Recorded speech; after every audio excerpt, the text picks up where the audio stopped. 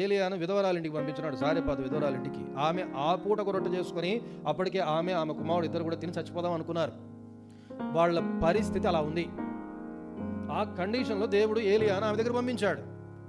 అర్థమైంది? ఆమె ఉండే ప్రాంతానికి పంపించాడు. నేను ఆ విధవరాలకు ఆజ్ఞాపించాను, ఏలియా నువ్వు అక్కడికి వెళ్ళు. ఆయన అక్కడికి వెళ్ళంగానే ఆ ఊరు బయట పొలలు ఏరుతా ఉంది. ఈ సంఘటన అంతా 1 రాజుల గ్రంథం 17 అధ్యాయంలో ఉంటుంది, ఫర్ యువర్ కైండ్ ఇన్ఫర్మేషన్.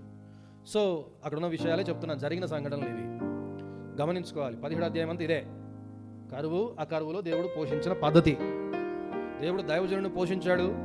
దైవజనుని ద్వారా సారెపాతు విధవరాలు కుటుంబాన్ని కూడా పోషించినాడు. దేవుడు చేసే కార్యాలు చాలా ఆశ్చర్యంగా ఉంటాయి, మన ఊహలకు అవి అందవు. ఆమె ఆ ఊరు బయట పొలలేరుతా ఉంటే ఆ సమయంలో ఏలి అక్కడికి వెళ్ళాడు. అక్కడికి వెళ్ళేసరికల్లా ఏం జరిగిందట, ఆయన వెళ్ళి అమ్మ కొంచెం అడగాలంటే ఆయనకు మనసు రాలేదు, కొంచెం నీళ్లు తీసుకురావా అన్నాడు. అంటే సరే అని నీళ్ళు తేవడానికి ఆమె వెళ్తా ఉంటే అన్నాడు, అలాగే నీ చేత్తో ఒక అప్పం కూడా చేసుకొని తీసుకురామ్మా అని చెప్పాడు. చెప్తే ఆమె అంది, అయ్యా అసలు నూనె లేదు ఎక్కువ, మా దగ్గర పిండి కూడా ఎక్కువ లేదు, మేము ఈ పూటకి తినడానికి తిండి ఉంది, ఒక రొట్టె అవుతుందేమో, ఒక 2 రొట్టెలు అవుతాయేమో మహా అయితే, ఆ రొట్టె చేసుకొని నేను నా కొడుకు ఇద్దరు కూడా తిని ఇంకా తను చాలిద్దాం అనుకుంటున్నాము. అప్పటికి ఎన్ని రోజుల నుంచి వారు ఒక పూట తిని ఉంటున్నారో తెలియదు. ఆ పూట ఇంకా అది చివరి పిండి అయిపోయింది, ఇంకా లేదు. అర్థమైంది? ఇంకా లేదు. ఎందుకంటే ఏముంది? కరువు ఉంది. ఏమని చెప్పండి? కరువు ఉంది కాబట్టి ఇక తినడానికి తిండి దొరికే పరిస్థితి లేదు. అది విషయం. సో ఆ పరిస్థితులలో ఏలియా అంటాడు, భయపడద్దు, నీవు వెళ్ళి నేను చెప్పినట్టు చెయ్యి అన్నాడు. ఆమె లోబడింది, విధేయత చూపించింది.